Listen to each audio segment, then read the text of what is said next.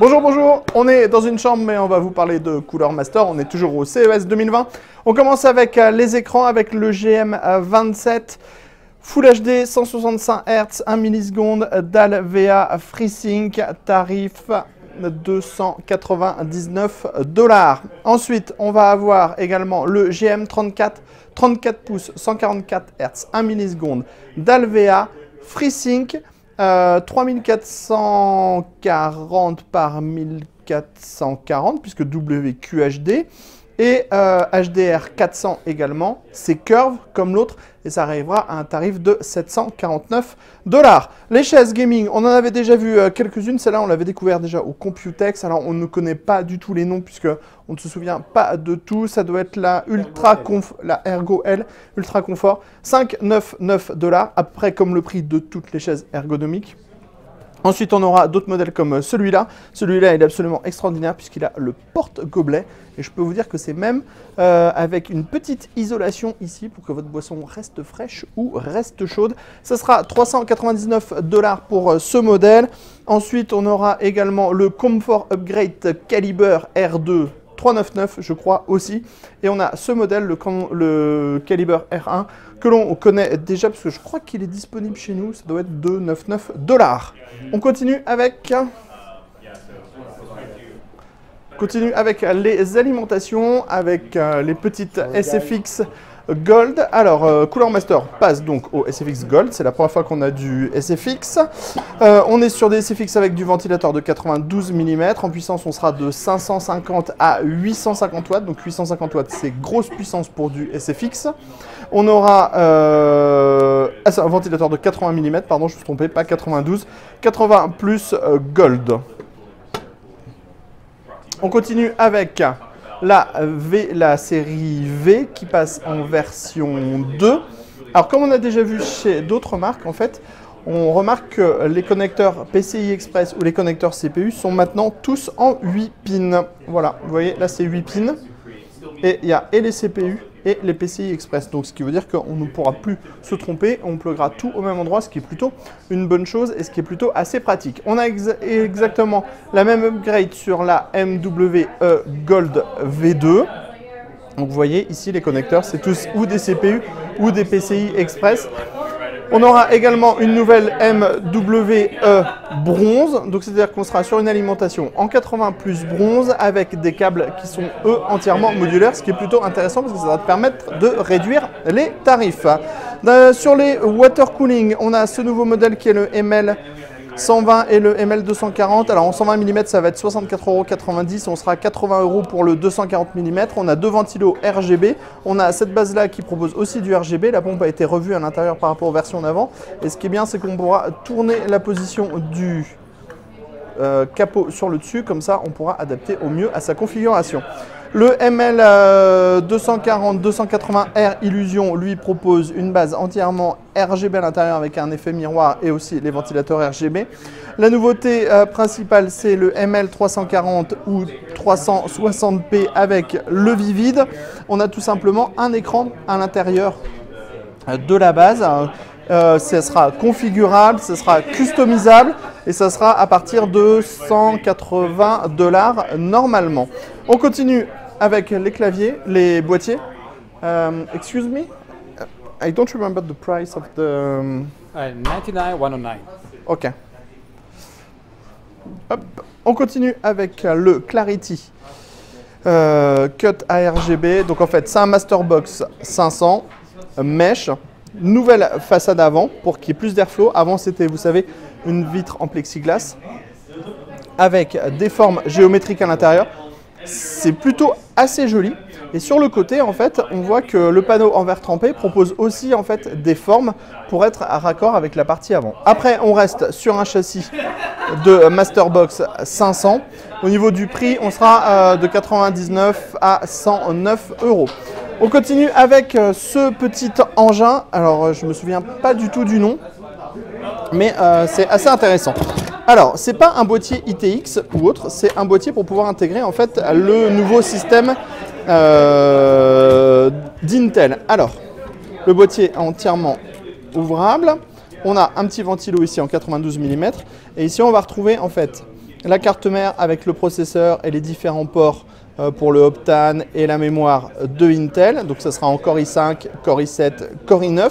Et à côté, on pourra plugger une grande carte graphique. Le boîtier sera directement livré avec une alimentation SFX, d'où les nouvelles SFX chez Cooler Master.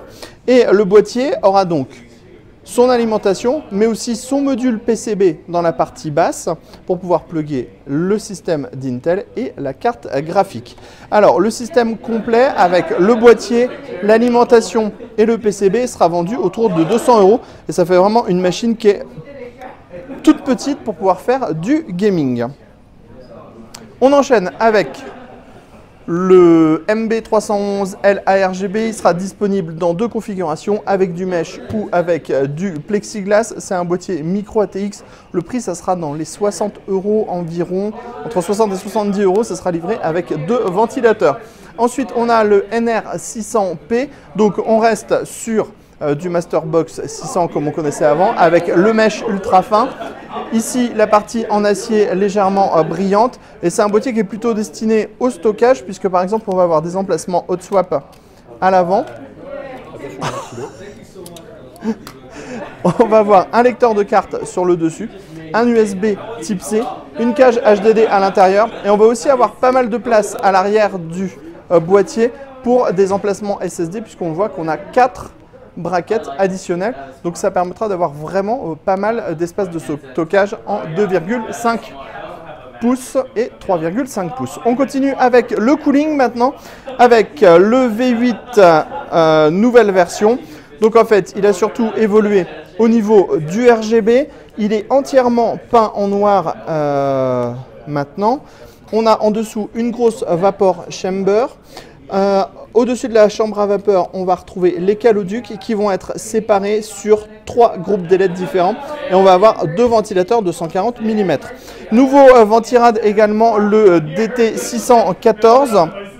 Alors là, il manque un ventilateur, mais normalement, c'est un double 140 mm avec 2 groupes d'ailettes, le top sur le dessus. Vous voyez, ici, on a des vis. Et en fait, ce sont des vis qui sont très très grandes et qui vont permettre la fixation. On voit, elle traverse tout le ventirad. Donc, pas besoin d'un grand tournevis. La base, elle intègre 6 caloducs au total. Et on aura donc 2 ventilateurs. Le tarif, ça sera 79,90 €. Et pour le nouveau V8, ça sera 99 €. On continue. On arrive maintenant au clavier et au casque.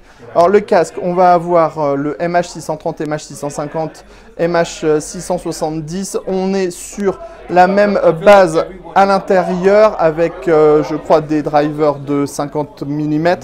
On va être sur du 2.0 stéréo classique, 2.0 avec son virtuel en 7.1 et ici on sera sur du wireless avec 35 heures d'autonomie. Les tarifs, ça doit être 79, 109, 149. Je crois. Ensuite, nouveau clavier ici dont j'ai mangé le nom, non, le ML622 je crois. 622. On est sur des switches TCC pour abaisser le tarif. C'est un tout petit clavier avec une batterie à l'intérieur, du RGB. Ça se branche ou en USB ou en Bluetooth et ça sera sous les 100 €. On a également des nouveaux tapis de souris qui sont les MP651. Enfin, principalement, c'est celui-là qui est nouveau. On a plus de 40 diodes à l'intérieur. C'est pour ça qu'on a une bonne ah, j'arriverai pas à le dire. C'est pour ça que c'est bien linéaire et que la lumière se diffuse bien partout. Le prix, ça sera... On n'a pas le prix, tout simplement. Et enfin, on a la Spawn qui revient. La Spawn, c'était une souris qui est sortie il y a peut-être 6 ans ou 7 ans. C'est vraiment pas récent. Et en fait, elle a été revue et corrigée pour donner une souris de 45 grammes. 45 grammes, 44 grammes ou 45 grammes, je sais plus. 45, c'est hyper, méga, super léger. Ça fait même presque peur tellement c'est léger. Bon, il n'y a pas de souci, hein, on voit que c'est du costaud. On a les clics gauche, les clics droits, les boutons partout. Et en dessous, on a un capteur. Donc, c'est le dernier Pixar en 16000 dpi. On a des patins qui ont été allongés, qui sont plus gros qu'avant. Vous voyez la différence par rapport à avant. Il y a vraiment une grande différence. Ça fait 3 fois que je dis différence en 3 minutes. Et pour le prix, il n'a pas été communiqué encore. Ah si, 59,90 € environ. je crois qu'on a fait le tour de tout ce qu'il y avait chez Cooler Master. On se donne rendez-vous très prochainement au CES pour d'autres vidéos.